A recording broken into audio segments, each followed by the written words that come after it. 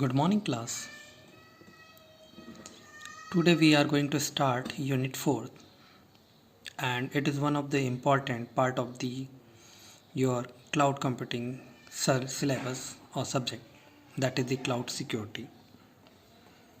In cloud computing, security is core concern because an organization or consumer trust for their critical information on cloud, which is geographically dispersed and not under direct control of that organization or consumer.